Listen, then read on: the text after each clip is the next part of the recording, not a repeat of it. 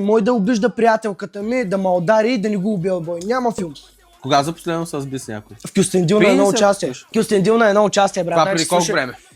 В 6-7 месеца. Слушай, значи, брат, аз принципно вече го бях свикнал с Беляниш, като ходим на участие. Има чалга фенове, има и рап фенове. Едни ти обиждат, нея, другите мен, става смесено, разбираш. Има го това нещо, окей.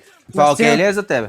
Свикнах, брат. В смисъл, нали, не ми е яко, брат, аз съм такъв дето. Свикна с хейта. Да, свикнах, брат. Сега, примерно, замеряли сме с шишета, брат. Стъклени. Докато си на сцената? Да, и добре, че не мога оцели. И както и да е. И това ти казвам, че видях много хейт и нали, взимал съм и такива ситуации, не съм реагирал остро. Обаче, брат, отивам в Кюстендил, идва ми, той някакъв пиян надрусан и ми прави пред сцената, точно пред мен. Умри, бе, майка чиба, е такива. И му вика, Мари, бе, брат, това е нормално.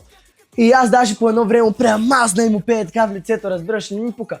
После обаче се качва Биляна да пее.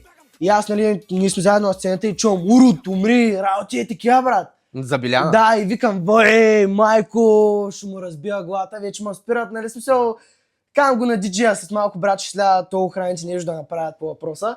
И нали, както и те го махат, и вече следвам да се снимам с феновите. И аз слизам от сцената и те ма заограждат, да. И то, брат, снимам се и идва и ма удря в гръб. Удрята директно? Да, ма удря в гръб. Така ли е, опа. Излязахме отвънка, направо казах на охраните, напред един коридор, бе, пред всички. И го прибих, брат. В смисъл, няма какво да лъжа, два суплеса. Убих го, бе. Приложи му борбата. Брат, мой да обижда приятелката ми, да ме удари и да не го убия бой. Няма филм.